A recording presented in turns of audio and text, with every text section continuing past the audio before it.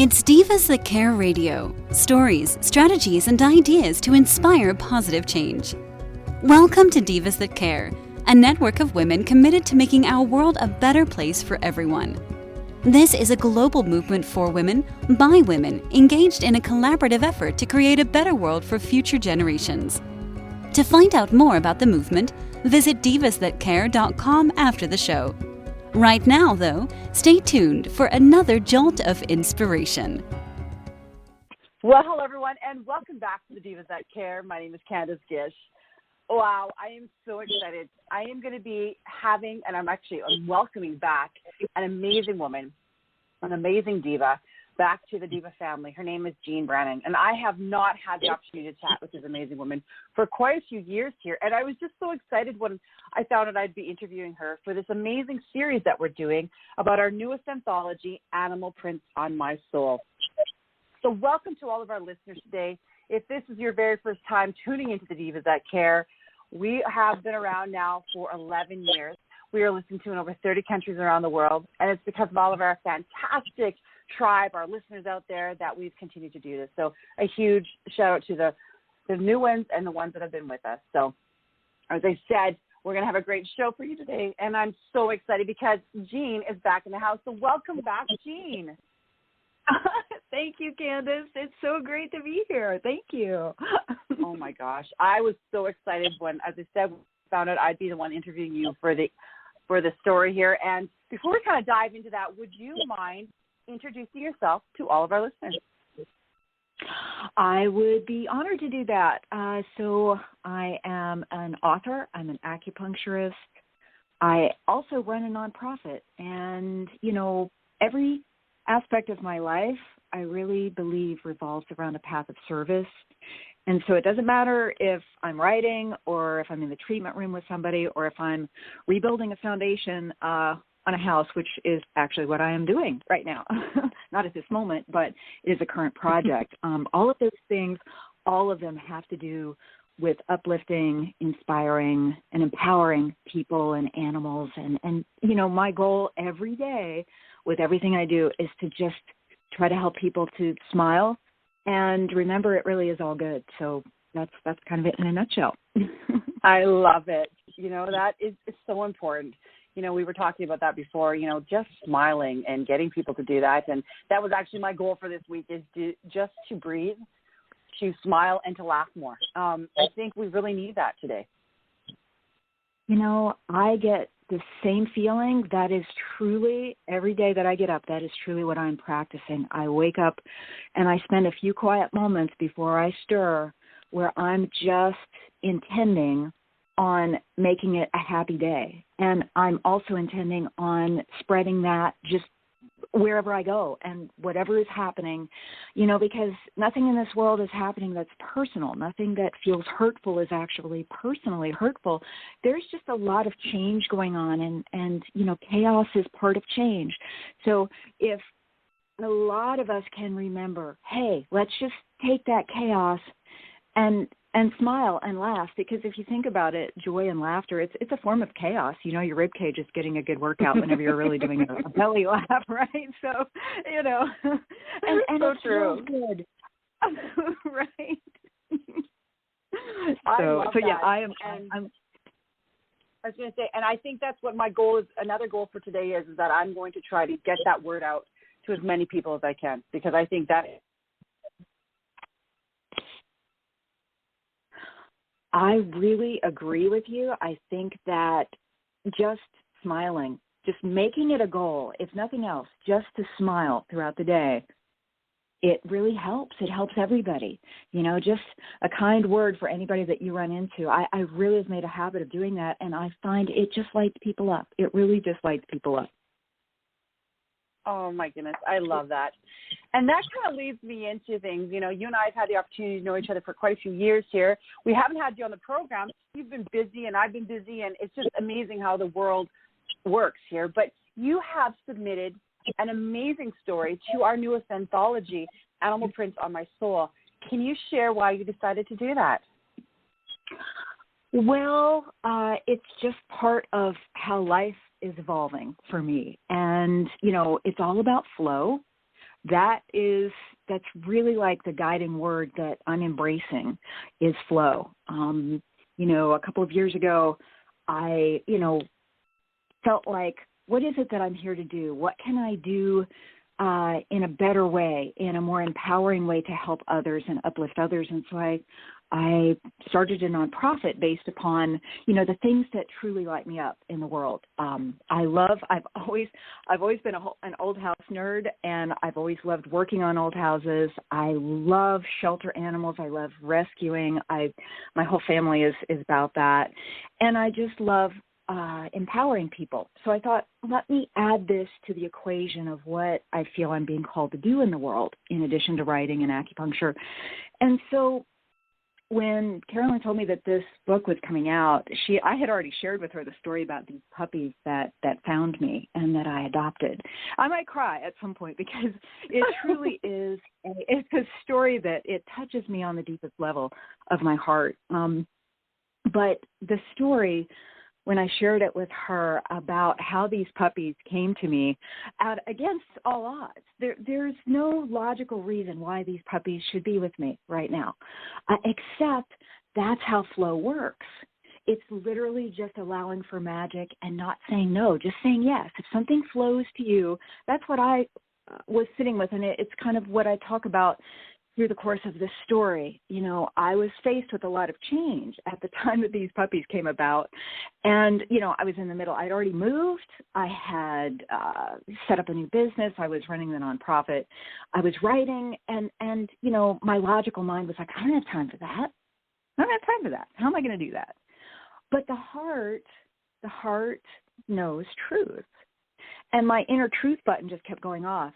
And my inner truth button was mirroring to me, you hear the call. You need to answer. You need to be in your integrity. And for me to be in my integrity, I have to have an open heart. That's just how it is with me.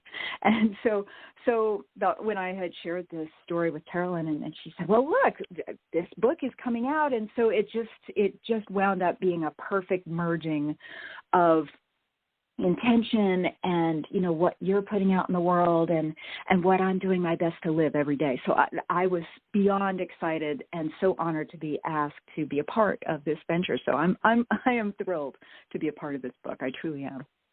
Oh, well, I'm so excited that you're a part of it, because these are the stories that we love, and why we wanted to do this anthology is to share stories like this. We really wanted to uplift people. I felt that this was the time for it. Through all this stuff that's been happening, I started watching some, YouTube videos with my daughters, and they always resonated with animal ones and all these animal stories that were impacting people's lives. And I thought, oh my gosh, we need to know that. We have all these amazing women that come onto our program and other people that we know, and they have these stories. Like, let's share them. And when Carolyn said that, you were interested in being a part of it, I'm like, I was beyond excited, because I thought, oh my gosh, you're going to have a great story, and I can't wait to hear it. So it's fantastic. So tell me, what is the story, really about? Besides, tell us more about it. So the story involves these two straggly puppies. And to me, it's a very unlikely journey, because they're a bonded pair of puppies. They're a brother and sister. And they wound up, last spring, at around 2 months of age at a pound in Virginia, which is about 2 hours from where I live right now. And so these puppies went through this extraordinary series of events in order to actually meet me. So it starts out with this incredible escape from the pound. And that was followed by this unlikely breakout of this adopt-a-thon's cage, where they were brought to a park. Well, the sister was brought to a park to be adopted. The brother he was out in the wild. He was just, nobody knows what happened to him for 3 to 4 weeks. But then this little girl puppy with one blue eye found my nephew in a crowd. And he has cat. He felt the call. He knew he couldn't leave her. She stuck like Velcro to him. And he wound up packing her up and taking her home. He went to the shelter people and, asked if anyone had known anything about her, and they had detailed the escape that she had gone through. And but they were busy, and it was pouring the rain down that day, and shelters have their own issues. They're overcrowded, they're overworked, there are volunteers, and there are people that are trying to care. I mean, there were over 20 puppies looking to get adopted that day, and you know what? Every one of those puppies had gotten adopted except for this little girl. Oh, I'm going to cry. And it's okay. Oh. Yeah. And so look at that. And so he brought her back to his apartment, but his cats were not really on board with that plan. No.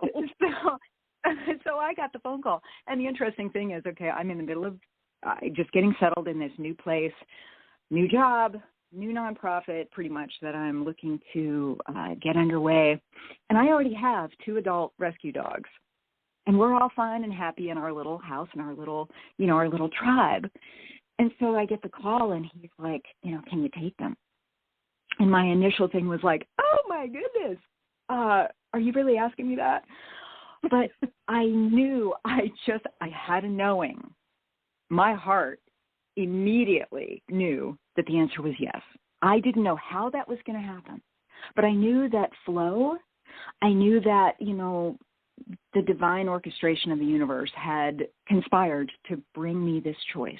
And I knew I did not have the ability to say no. And it was not about saying no. So I said yes.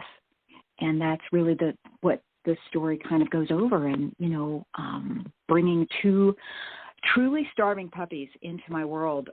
I've always had shelter kids for a long time, for a number of years, different dogs, different cats. And I've never truly seen the face of starvation until these 2, because they were unbelievably thin. I'd never seen anything quite like that. And their reaction to food was just heartbreaking.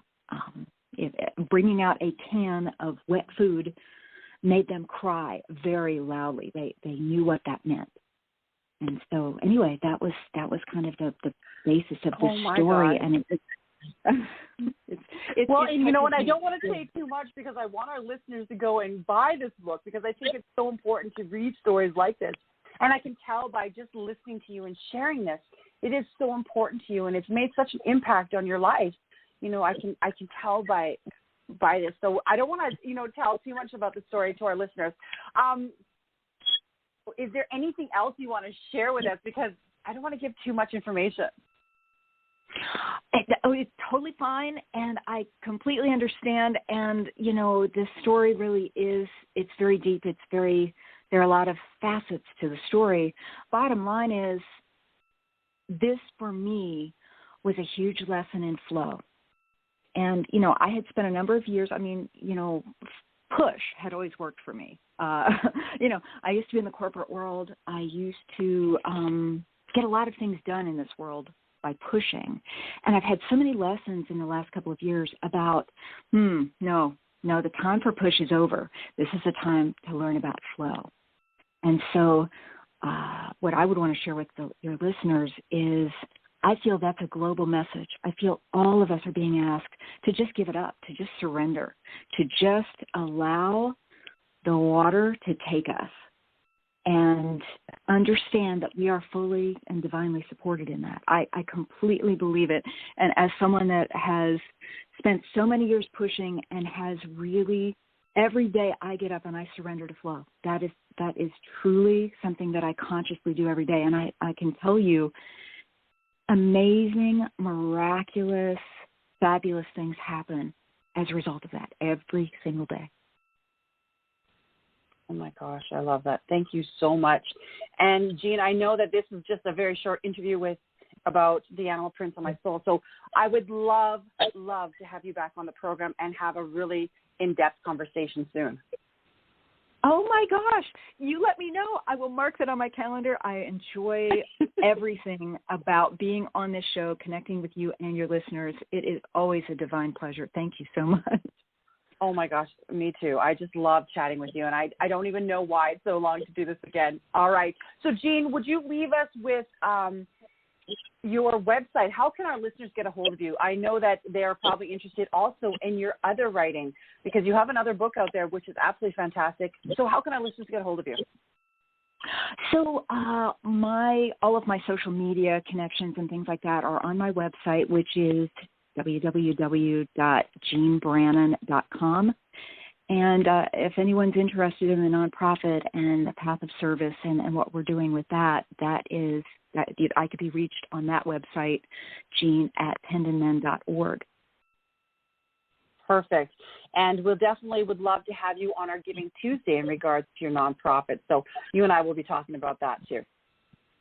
Fabulous. Oh, my goodness. Thank you, Candace. I so appreciate that. Oh, you're so welcome. And a huge shout out to all of our listeners. Thank you so much for tuning into today's program. It's all about the Animal Prints on My Soul, our new anthology that is going to be released right away here. We're so excited because we have so many interviews that are taking place here in the next couple of weeks.